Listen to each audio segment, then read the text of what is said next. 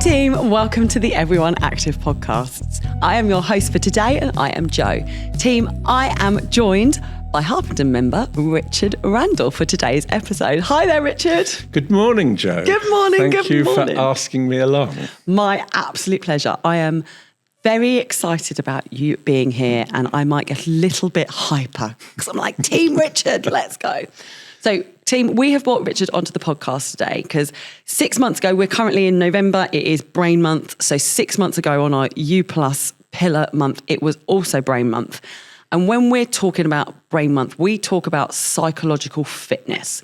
So trying hard things, learning something new, but also bringing that into behavioural change. So sticking with it, what's the plan look like? What are we trying something new? And at Harpenden, Richard, you have been a member here for a little while, so I'm going to quiz you about that. We really took up Brain Month and the Grit Challenge, and Richard is here today to speak about what he signed up for and how it looked. But we'll leave that as a little teaser for now. So, Richard, you're a member of Harpenden Everyone Active. Yes. Why are you a member here? What do you get from the club? What do you do? Why did you sign up here? So I was born in Harpenden, went to school here, then lived in London, came back when we started having a family, my wife and I. So and my wife has always been, Wendy's always been really involved in different sports, really good tennis player. She used to do all the gym things. And the kids, we're very lucky, they're really athletic as well. So had got involved in the gym, and I was a classic gym member that paid every month and never once darkened the door of coming through, I think for about the first 5 years of my membership. 5? Possibly. Richard. Then I gave it up and then came back, I suppose, in about 2018. I had a small medical thing and part of an option at that stage was to lose weight and try and get some fitness. Because otherwise they were threatening they were going to give me various medication on a permanent basis for the rest of your life, which was something that didn't appeal at all. So came and signed up with Tom Doe, who was the most amazing person, another amazing person from Everyone Active, who just asked me very simply, what is my objective? I said, well, Tom, I need to lose weight. Because I think that's going to be the biggest trigger. He said, that's fine. We did a weigh-in. I came in the next week, and he said, get on the scale. I said, sorry, Tom, I've come here to be taught exercise. He said, no, get on the scale. And I think I'd put on a pound, and that was the last pound I put on. Wow. Because I just thought, I'm not paying you to shout at me for putting on weight. This is suddenly becoming competitive. Okay. And it was brilliant. So every single class I came in for, the first thing was getting on the scales. Okay. And I suppose out of that, began to see the benefits. It worked. I got what I need to do and was able to then just carry on. Then we got into COVID and habits, I suppose, fell away. And I think both eating habits, more particularly, coming to the gym. Yep. So then about 3 years ago, started coming back and realising that I work from home. Yes. And coming and doing evening classes was for me a really good break of being able to almost leave work, go somewhere and then come home, even though the location was the same for both. Mentally, I'd got out, I saw different people. And again, that's what I loved about the classes. Come and do a spin class with Sarah, and there'd be 25 faces you'd seen regularly. They weren't your buddies or your best buddies, but it was just like the old days of going to the pub, where you'd walk in, nod, go to the drink and maybe talk to one, or go to the bar and maybe talk to one person. So that was why I started getting into it and realised also that it was an avenue for just getting a bit fitter. Yeah, definitely. And the importance of that, we talk about it all the time, is that it does take that one step in the door. And I love the fact that you found and you've just described a community. and a like-minded community. And it's not necessarily your best mates. It's not somebody you might just pick up the phone to, but it's somebody on that journey with you. And it's kind of especially in the group exercise classes or the swim club or the sports hall club. Wendy will say about the sports hall club. So Wendy's your wife and she's also one of our pickleball coaches now. It is that sense of community that you instantly get because there's a like-minded group of people doing the same thing as you. Yeah. You don't have to have an in-depth conversation. As you say, it's just that nod of, okay, we're here, nice to see you, let's go. Yeah. So we're here. What did you used to just do? So I know you were a big cycle class. I used to do mainly, mainly spinning and then body pump. Yeah. Started doing body pump, and which again is another aerobic, and it was fun. I mean, Kay is great fun. Shout out to the instructors. She was one of the instructors, and I was one of the lucky people she didn't use to shout at too much.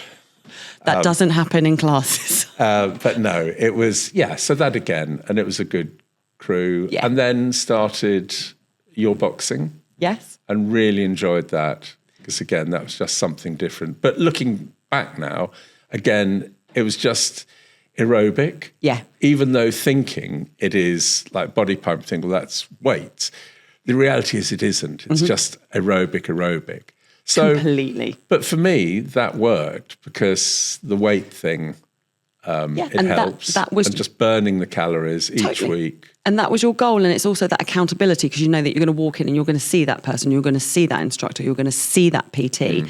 And it is accountability. And the big thing that you said when we're talking about brain and we're talking about psychological fitness is you were able to shut the door on work, even though it was work from home, and leave that there and have some you time, which the gym was for you. Yeah, totally. So we're zooping back to May. So May this year, we are in Brain Month, or we were in Brain Month then as well.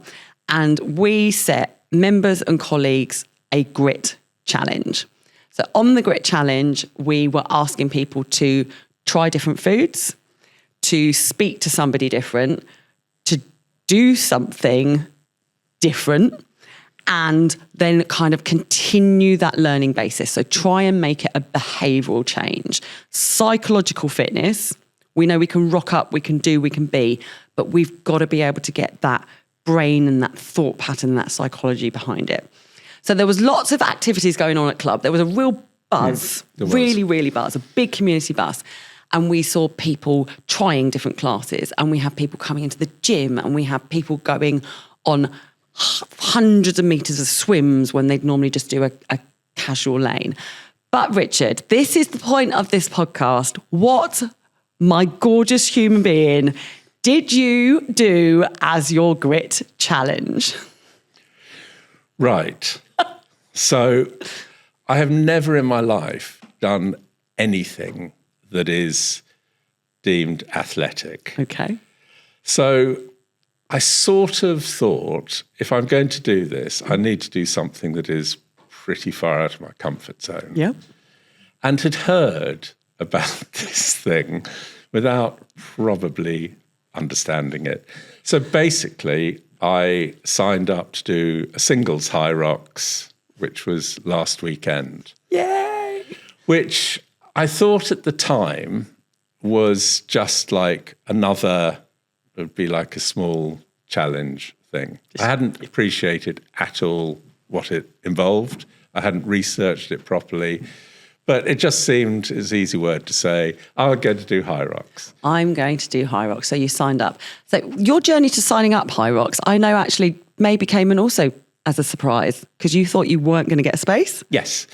So just to sort of, with HYROX, what happens is, particularly 6-8 months ago, there's a massive buzz about it. And the whole buzz was you could never get a ticket. It was harder to get a ticket for HYROX than it was for Glastonbury. So another girl here, Bal, she'd done a class, she'd done one already and was signed up for one. She said, you should sign up for it.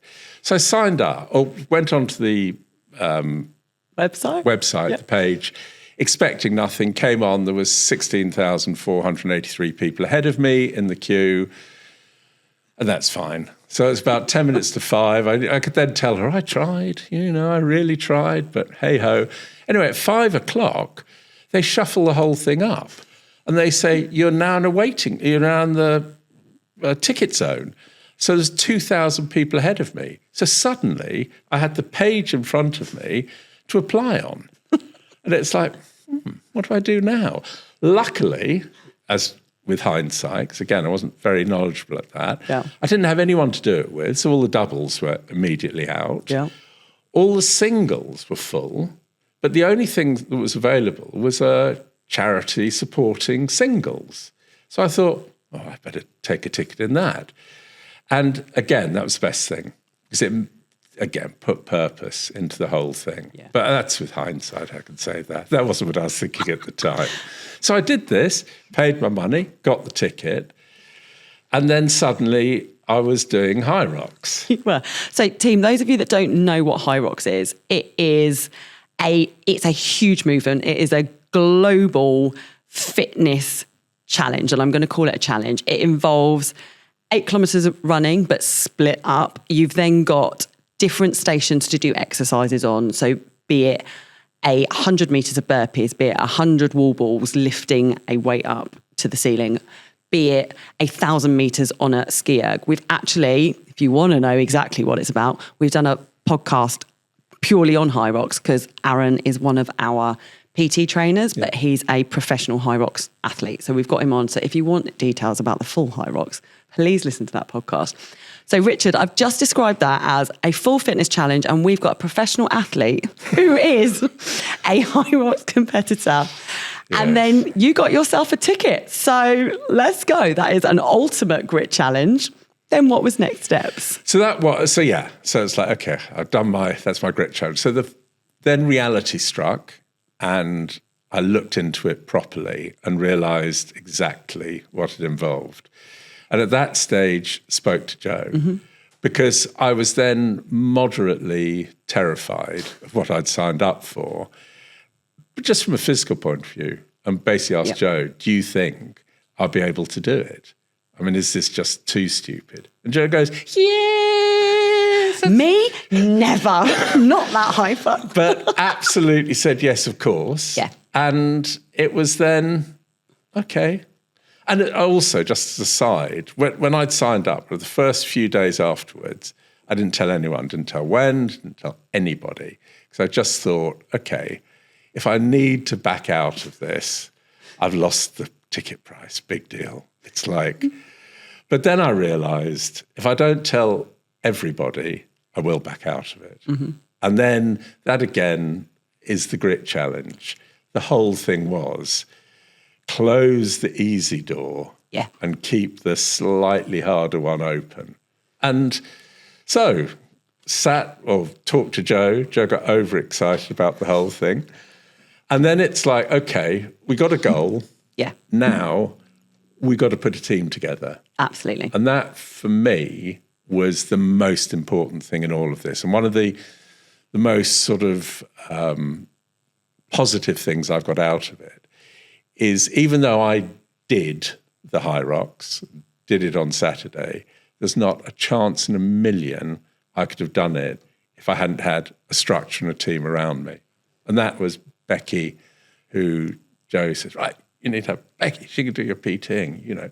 Joe was giving me advice. Chloe has been brilliant, sort of just helping around. And other people, part of Bal and others who have done HYROX, Sarah, they're all like suddenly become hugely supportive and informative and educational. And it's like, and for me, that's been one of the real pluses, that within that sort of community you talked about earlier, it was like this little micro community of, okay, you want to do this, this is what you've got to do. And then out of the team, you can build the plan. Yeah.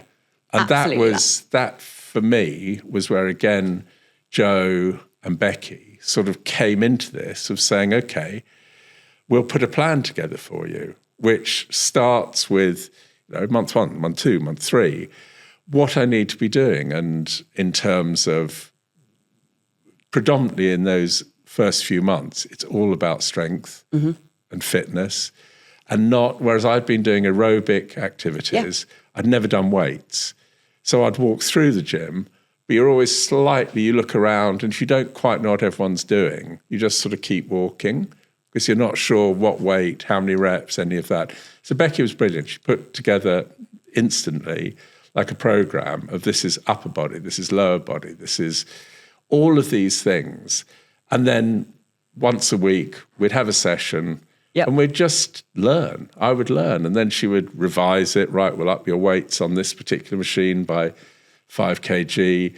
Now you go back and you need to. So that was then, we had, I think, the goal, the team. We're there. And then we had the plan. Yeah. And that is, you are so spot on, because we were 6 months and we knew we had that 6 months, but we kind of know you as well. So we know that we had to set you little mini goals within that 6 months. That's where we're getting you to. And throughout that 6 months, we also introduced maybe looking at your nutrition.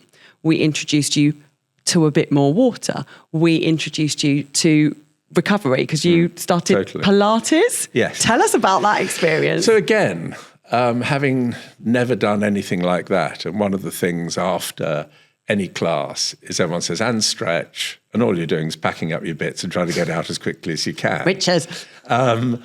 But it was, I think you proposed you need to be doing something that is stretching orientated. And I started doing your core, which again was hugely beneficial, just in terms of focusing, I suppose, on an area of the body, and then doing Pilates. And I've started with Sarah, who's just a brilliant teacher again. Yeah, fabulous. And I found that just added balance to what I was doing every week. So suddenly by the 3rd month, I was still doing a lot of aerobic in terms of, and you said things like, with the spin classes, you've got to do a Sunday morning where you're doing a back-to-back. You've got to train your body to be able to understand what an hour and a half plus feels like, as opposed to a 45-minute, and then you're finished. So I was doing that. Becky was putting me through on the PT side, on doing the weights, and then slowly introducing more HYROX specific. And then with Sarah just doing all of the Pilates, that stretching. Yeah. So suddenly each week, there was a balance, I think, to what I was doing. Completely that. And you are the personification of an amazing member and an amazing client, because we can't just focus on cardiovascular health. We've got so many different physiological systems in our body that take a different form of training. And if we aren't training that, they're never going to grow. And you said it before, that you've gone through this entire journey and you did not get a niggle, you did not get an injury because you were paying attention. You might not have known at the time, but we were making sure you were hydrated. We were kind of following a U+ journey with you in your plan, but making sure it fitted you. We didn't want you to go and do something that we knew you wouldn't enjoy, because you wouldn't go back and do it. You'd be like, I see the bonus of this, I get this, but actually it's not for me. I'd rather do X, Y, Z. But because you were so open to change, and then open to, okay, this is my end goal, but I've got to get to this point in order to get there, you worked brilliantly. So massive congratulations to you. And the whole point of grit is being able to stick with something. So it became your behavioural change. You were like, you had a new routine. And and we will give a massive shout out to Becky, your PT. Strength training is so important for any form of sporting anything, be it a bike ride, be it running, be it a HYROX.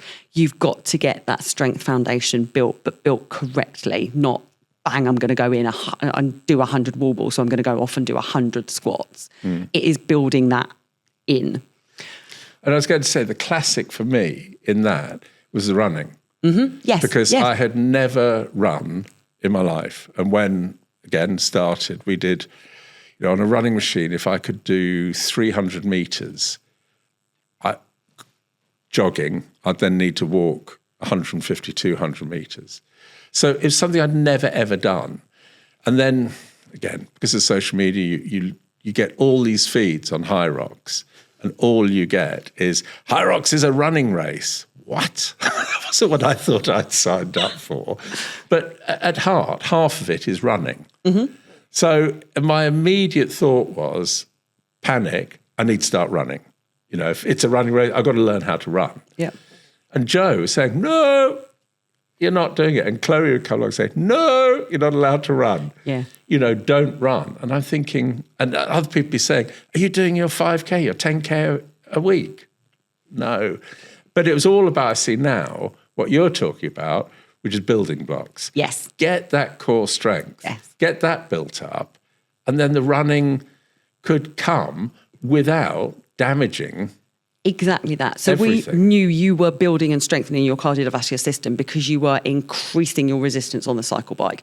You were doing and working harder on the treadmills, on the rowing machine in the gym. You were undertaking that blast in boxercise, but we weren't walloping through your joints. That you aren't a runner, and it's not happened before. And it's, yes, absolutely, running is a point of it, but we needed to make sure that we get you strong here, but also that your limbs that we all use in running were strong enough to ready to get you going.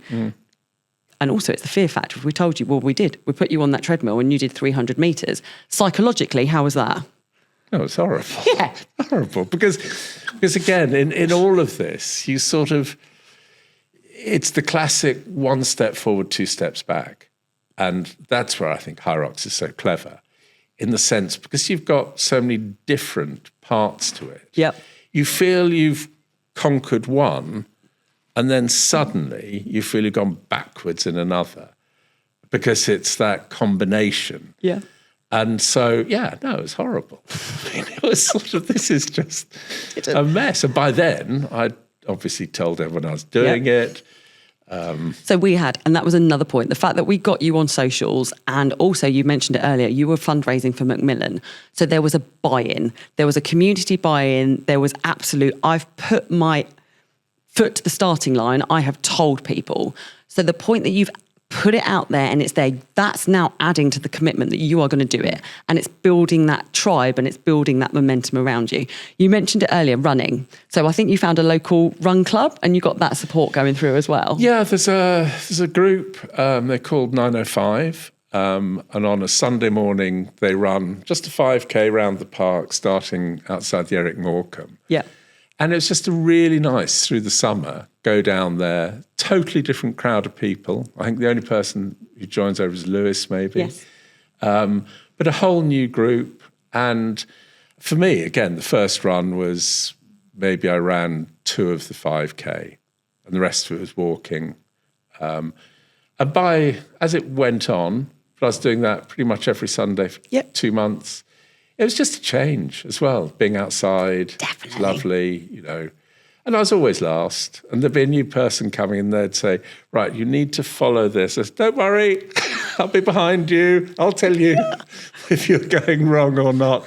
But it was good. But you stuck at it and you gritted through it and you were completing and you were bringing running in.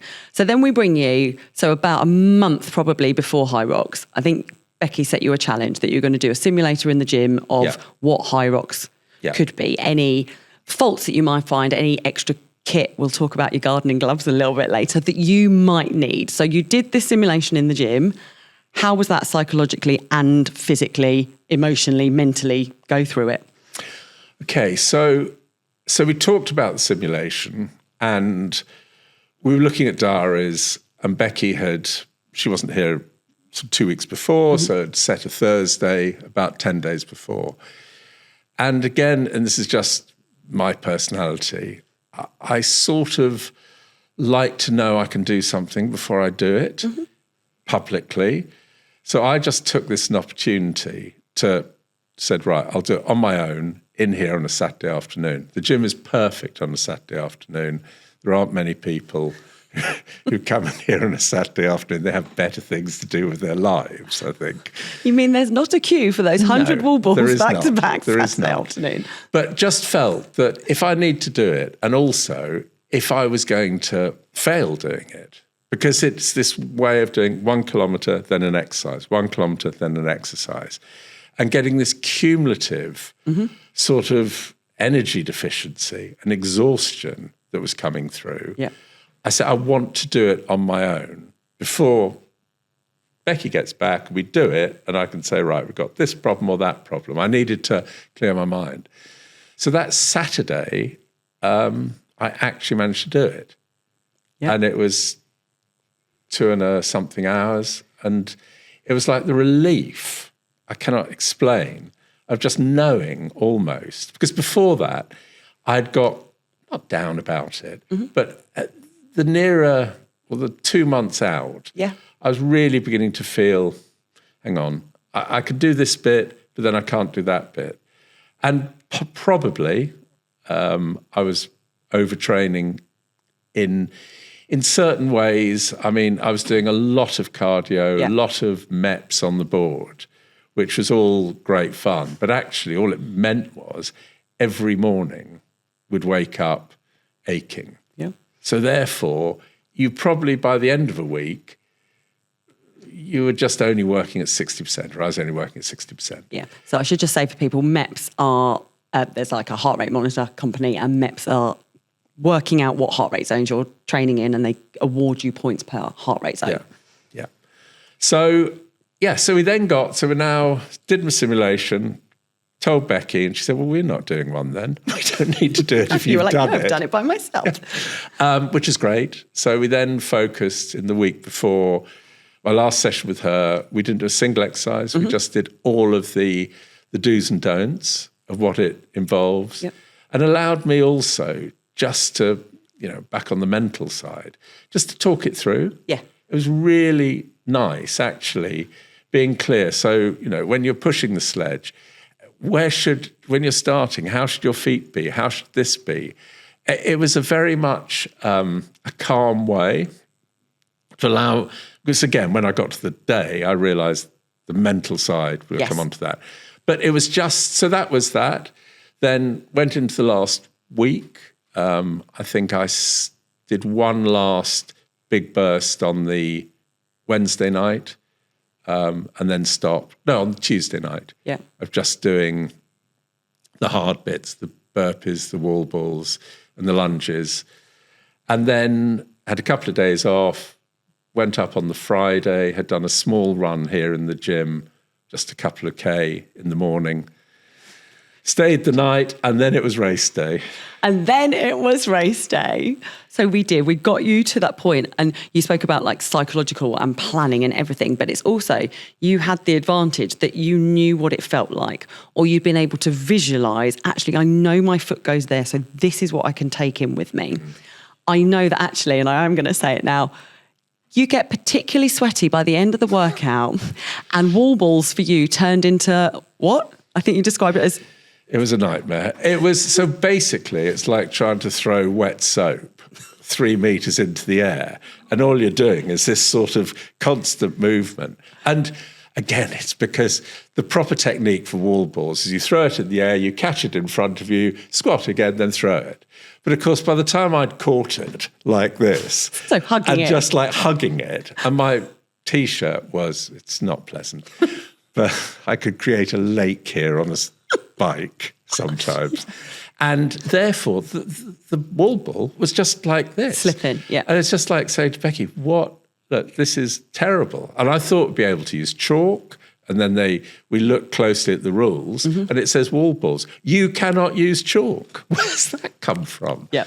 So, that which we've been practicing with didn't work. And the solution was? The solution was to wear gloves. But not just gloves, Richard. No. So I tried these gloves, which are like weightlifter gloves, and they're like horrible and everything. And then it's like, we need something more grip. And we came up with gardening gloves. The good old gardening gloves. They served you well. So, and so I'd said, because I just literally bought some, they've got that sort of plastic front, which gives you a little bit of grip.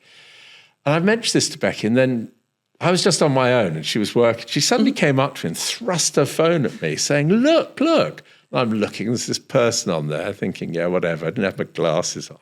She goes, he's one of the world champions. And this guy is doing all his HYROX in gardening gloves. And it's like, yes, we have a solution here. So that was it. The gardening gloves became and it worked, because it meant I didn't wear them till got to the end at about my first 10 wall balls without.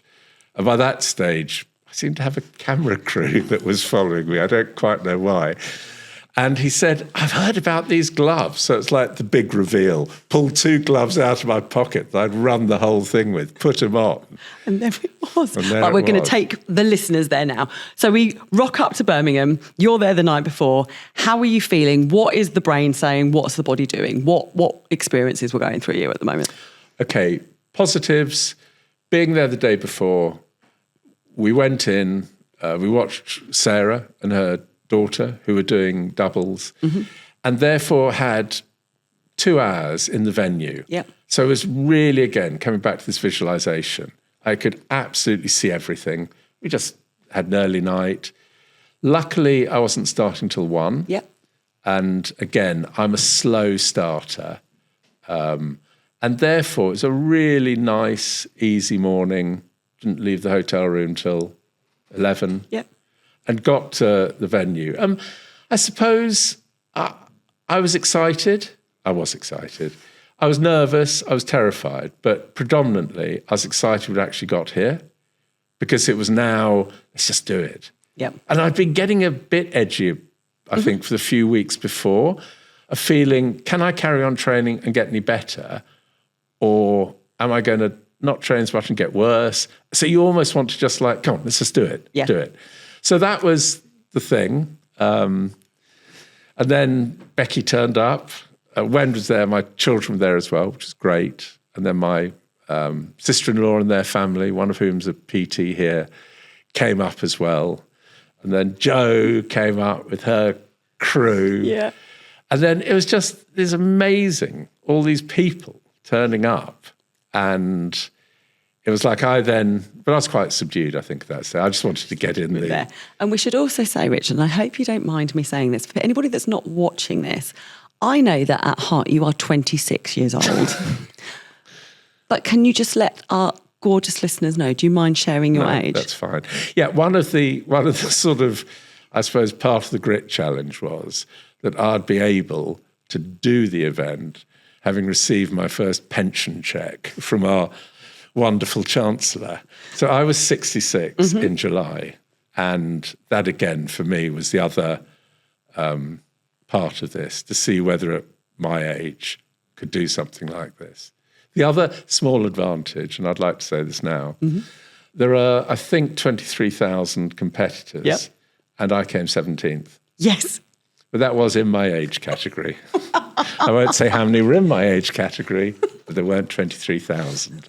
No, it was, it was. I'm 66. Yeah. And that was the whole other half of it. Can I do this? So we rock up, that start gun goes off, and you start the 1K. You came out with the biggest smile on your face, but I was like, that is also a nervous smile. I've seen that before. You're taking in the environment, but your adrenaline must have been sky high at the same time. Yeah. Do you remember much about that first K and then into the ski erg? There was a really nice guy who was standing next to me in the tunnel, and we were chatting, and he's a big guy. And so he went off on the run, and he was slightly ahead of me, and then I passed him. And I was thinking, hey, this is going to be a doddle. A what? A doddle? So we got into the first machine, and he just minced it. I mean, he was huge. And then he was gone. Yeah. You know, that was it. But yeah, so I'm different things again. So in my head was get to the one thing I did was absolutely compartmentalized it. Nice. Did it as 16 separate activities. Yes. I had, when here on the treadmill, running, I wouldn't use headphones, just count. So just as a way of filling your head. Yep. So again, it was just, okay, if I could do the run, and then you're on the ski erg. What do you do on the ski erg? People say, don't go too fast. And the ski erg for me, like the rower, is quite easy because it's in the sense that you set a stroke rate. Yes. And you just get into a metronome. So you're just going, right, I'm doing 220, 32 strokes, and just get going. And mentally, it's not challenging because you can just dip into that. You're in the zone, just do it. Then the next run then came to the sledges. So this is 152 kg on a sledge. You've got to push 12.5 metres 4 times, so 50 metres. And Becky had sort of intimated, without telling me, but this is again understanding, decoding Becky speak, was that this was not going to be easy. Because the rugs they use there, the carpets, are completely different to something we've got here. And therefore, there's a lot more resistance. So the first push is, oh God, nothing's happening here. You know, am I actually going to be able to move it? And the effort to move it was 10, 15% more than anything I'd done in training. Yeah. But that was, we got through it. We got to the end. And then I also began to realise the downside of singles, which is, having seen Sarah and her daughter the day before, they would get to each block of exercise and one would be resting and the other would be doing. And then they'd swap it. Yeah. So when they were on the row machine, they had 2.5 minutes of rest. But when you're doing singles, you just nearly burnt yourself out having pushed the last metre on this. It's like, a nice run now. You know, no, not even stopping. So did that, then the pulls. So sled pulls. Sled pulls, which again is less weight, but you're pulling it on a rope. Then we got to the burpees, which I thought, and again, I thought I was okay on the burpees until I saw the film of me doing the burpees, which wasn't attractive or pretty. You did them though, Richard. You didn't get fouled on them.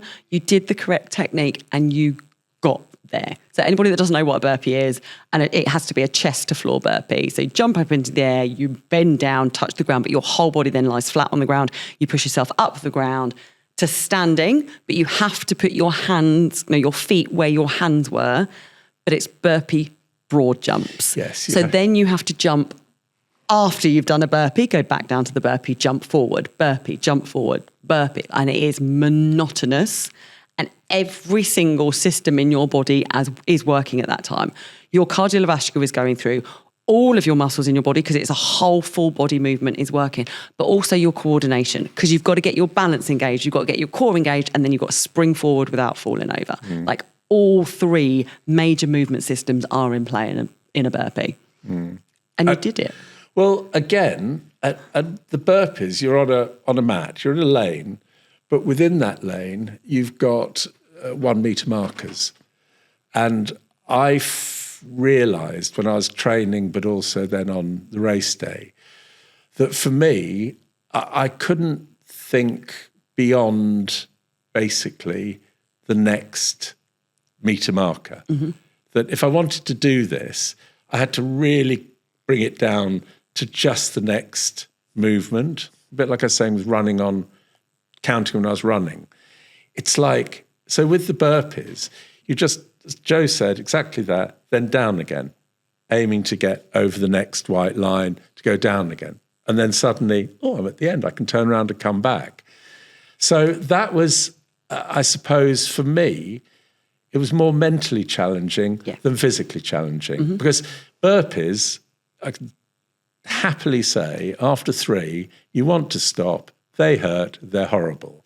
So therefore, the difference between doing 3 or 60 is minimal. They're equally horrible the whole way through. So all you had to do was to get from 4, 5, 6. But so therefore, that was a mental thing. And my way of coping with that was breaking it down. But you trained your body. We knew that you could do that. But it's just the fact that you're now in a race environment, so your adrenaline would have been higher, and you're so methodical, and you were. It was your psychological tool to break it down bit by bit. I'm going 1 metre forward each time. Doesn't matter, just get through it. Which then takes you to another run. Takes me to another run. But that run leading to the best station in the whole of HYROX, which is a row machine. It's the best because you can actually sit down. So you get there and you can sit down, you do 1,000 metres. But again, similar to the ski erg, you just get yourself in the zone. Yeah. And in fact, I think probably over half of it, I had my eyes shut anyway. Because it's just, I knew what I was doing, I had my rhythm, and it's just like try and rest. So then get off that, run, do another run. But now it's like, my God, I've only got 3 more of these. Of the 8, I've only 3 to go. What did we come to then? Then we came Farmers to Farmers Carry again. And going back to, on a lessons learned through the training phase, I needed to do more strength training, looking back. That was, I trained to a point of, if you like, 100, and I needed to be trained to 120. Or I need to train myself or practice. Yeah, that is that pinch point though, because when you go, like, we've got you there, and yes, it would be lovely to bring you over that, but that is that fine line between overtraining, niggles and injuries. And our goal as trainers was to not let that happen for you, because it's your first event. It's your first time doing something like this. But interesting that you said that you wanted to do like that tiny, and it is literally, it's a cusp. It could have been 1 kg heavier on something that all of a sudden went shoulder or see ya. Yeah, I can see that. It's that. So again, it was, before the event, everyone says, oh, farmers is the easiest. And you see people sprinting around doing 200 metres, these weights in their hand. Well, but you can break. So I just thought, okay, let's just do it. Yep. But I did it in maybe 4 or 5. So the Farmers Carrier, you're holding a kettlebell in each hand. And these aren't just 2 kg kettlebells, 24 are they? kg in each hand. Each. 24 kg in each hand, carrying these kettlebells up and down, up and down. Yeah, 200 metres. Yeah. Anyway. And then into another run. So finished that, into another run, and then to the event that at the very beginning had probably terrified me more than anything, which was lunges. And I remember months ago you were doing a Fortis, and just got us doing some walking lunges. And it was like, oh, this is horrible. But we did a lot of training of them. And you put 20 kg on your shoulder, and then you got to do 100 metres of lunges. Yeah. But that was when I really, really was hit by the exhaustion. If there was an expression of hitting the wall, that is, because I was watching you and I literally saw the colour drain from your face. We have a grey-white wall just over your back. You went the colour of that wall. And I was like, okay, this is where we, as your supporters, as your coaching team, and I suppose I've had experience of seeing that in people. If we don't jump in now, not complete it for you, but if we can't change your mindset right now, there's potential you're going to stop. Totally. Yeah. And I just remember thinking, you were born with a big mouth, Hancock. You've got to use it right now. And I think I just yelled to you, Richard, breathe. And I saw you look in my direction and I was like, I could hear you. Excellent. Okay, I've got him. And I was like, breathe. And you stopped, but not stopped giving up, stopped going, oh my gosh, I am holding my breath. I need to refocus on what I'm doing. And it was that little spark, but that came from your training and that came from it. And it's where we will work with you as part of your team. And we had to be that voice for you. It was also the absolute clarity of the message for me. That was, so, I mean, I was so lucky with all these people come to support. When I was running round, every 250 metres, there'd be other people shouting my name. So it was such a rush and an encouragement, and everyone talks about the cheers squad. I now totally understand what that is. But at that stage of the lunges, where I thought I was going to keel over at one stage, it was like suddenly I could hear Joe's voice, and it was just one simple, repetitive message. And coming back to that whole thing of the white line, every time it's breathed, it's like, okay, she's breathe, exhale on the... whatever. Standing up. Yeah. That's why I got it wrong. Yeah. But it was like, okay, and just literally zone out everything else. And other people shouting or whatever, but I could just hear your voice. And it was that last maybe 20, 25 metres of it. Yeah, and you did it. But it's also the power of breath work. And everyone active, and I think you might know, but you may not know, we're about to get breathwork classes onto our timetable, because the power of breathing to being able to take you either into not full recovery, we weren't getting you to fall asleep, but your ownership, and it's the most natural thing that we can do with our bodies is breathe. Yeah. And it's so essential, especially if you are training hard. we've got to pay attention to what our body naturally wants to do. And just that, the power of the breath is. And then you stopped turning grey and I was like, okay, we're through. We can all start breathing again now. But hey-ho, we've got another run to do, Richard. We had a small rest before. There was a lady, one of the judges was sort of looking after all the weights. I put down my sandbag and said to her, do you mind if I lean behind you for a bit? And she took one look. We said, no, you can do that. That's fine. And then we did, then I did, the last run. Yeah. But I was just so elated to have actually finished the lunges. Yeah. And by that stage, I think I'd caused a little bit of attention, or I hadn't caused attention. I'm going to jump in here, Richard. You can jump when we in. say a little bit of attention, we've gone from following you from like stages 1, 2, 3, 4, 5. By stage 4, so there was probably about 15, 16 of us that had travelled up from Harpenden to be there. Yeah. And we've got Layla, my 10-year-old, she is screaming probably louder than anyone, all the way through to your beautiful wife and children who have obviously, you've known your children all your life. To then turn around and I'm like, there is the HYROX film crew. They are actually following you because those strangers over there are yelling out your name. Those people over there think they know you from seeing something on Everyone Active's Instagram page. So they're now yelling at you. Those people are a member of Everyone Active up north, but they are now yelling for you. So HYROX was literally, Richard. And so by the time we've come to the wall balls, you've got a dedicated film crew following you around. It must have been very surreal. It was completely surreal. But the most surreal part in that was, so most people in HYROX, by the time they get, it's all about the time. And they're like the wall balls, last station, let's get it through. In the last station, they came across and started interviewing me during my wall balls because they wanted to get the full story about the gloves. I wanted to film me putting on the gloves. That might have been my fault. Well, I fully confess. I tell you, I was so happy. And by that stage, my judge who was watching me, she was just Team Richard. Yes. And she was saying, oh, you can sit down and have a rest on the box, which is sort of, oh, that's nice.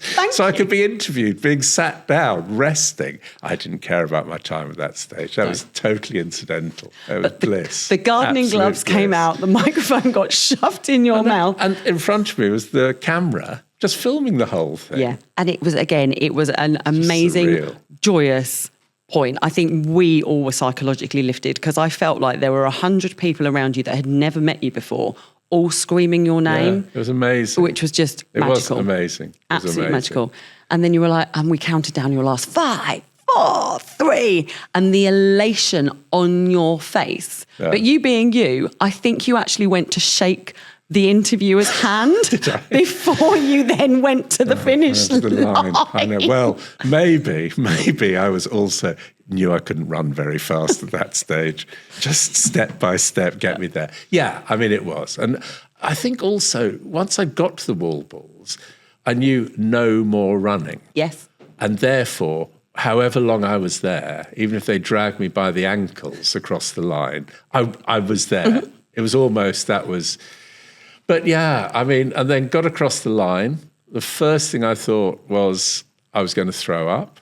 So I said to the girl who had the camera, do you mind getting me a bin? So she went off and got this huge dustbin that in my moment of glory was stuck in front of me. But no, it was amazing, absolutely amazing. Everyone was cheering and it was just lovely. So did you think at that moment, like, we are relishing, and you must still be, please be so, I'm so happy for you. Like, it's just incredible watching what's happened. How do you feel now? What have you learned? What are the key points of that journey that we went through that you are now going to take further with you into life? Okay, number one is anything's achievable. Mm-hmm. I think that is something that everyone just has to take hold of. And part of that, and I think HYROX sort of crystallised it for me, is you can all do the same thing, mm-hmm. but you can have completely different goals that you can succeed at. So I was in a room which had these brilliant, brilliant athletes who were doing this whole course in under an hour. Yeah. And they're superb athletes. I was doing, and they want to do it a minute, a second faster next time. My goal was to finish. Yeah. I didn't care how long it took me. But that event allowed both of us to come from completely different spectrums and actually succeed. And I thought, wow. So, yeah, always, you can set a goal, but no goal isn't, or no event is an absolute for that goal. The goal is what you make it to be. Yeah. And so that would be the number one. Yeah. A massive happiness. And massive humility. I could not believe all of you guys actually giving up your Saturday to come up. I mean, it was, yes, Wend and the kids were always going to be there.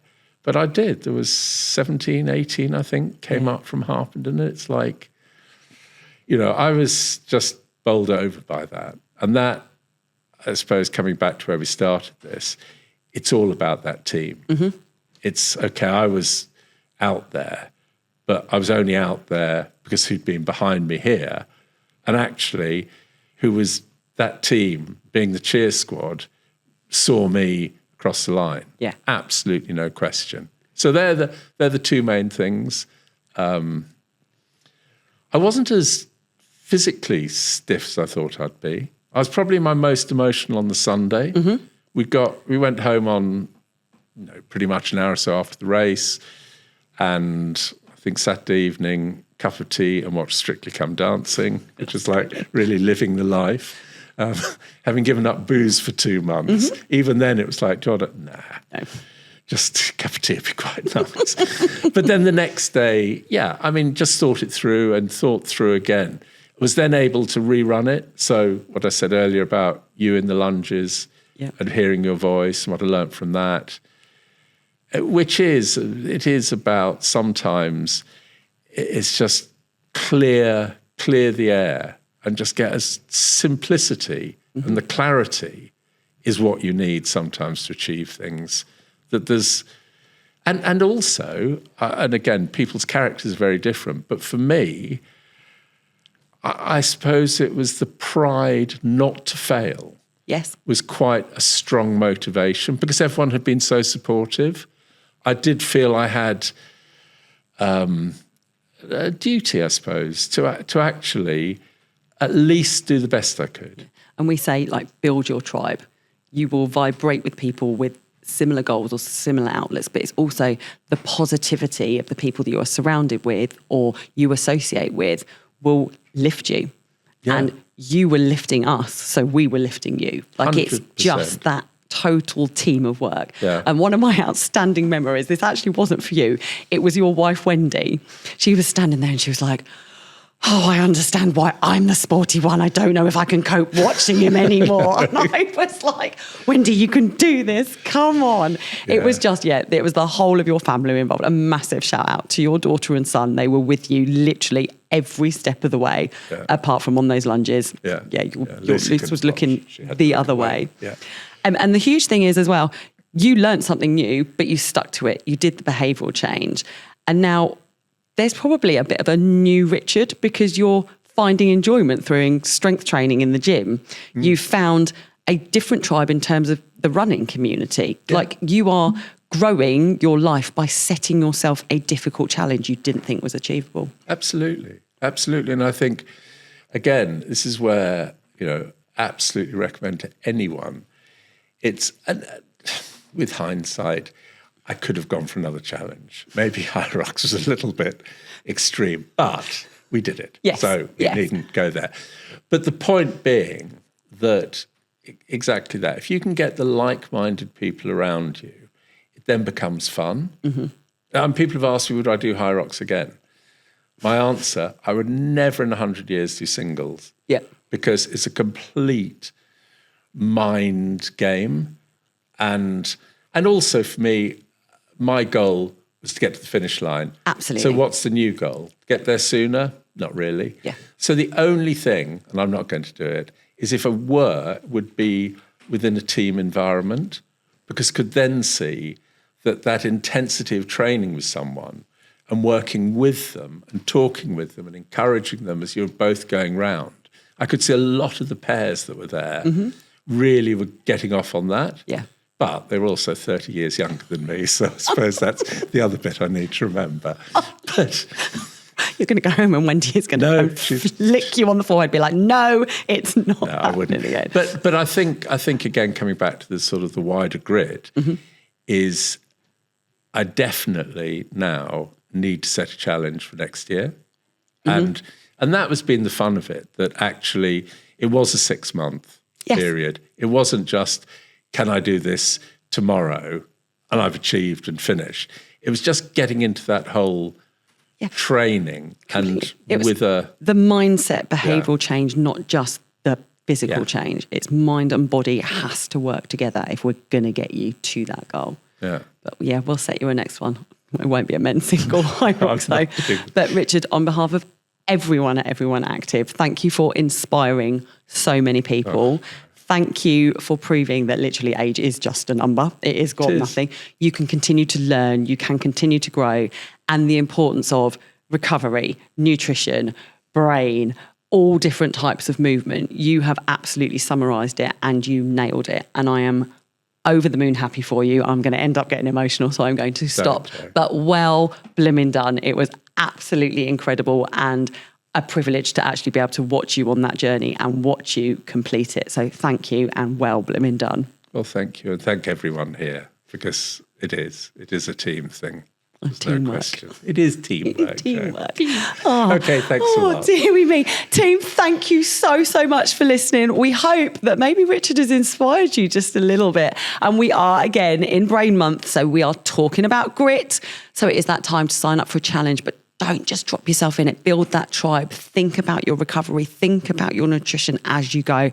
And team, you can absolutely do it. If you want to wish Richard any more wise words of encouragement, please drop us an email at podcast@everyoneactive.com. Share this podcast.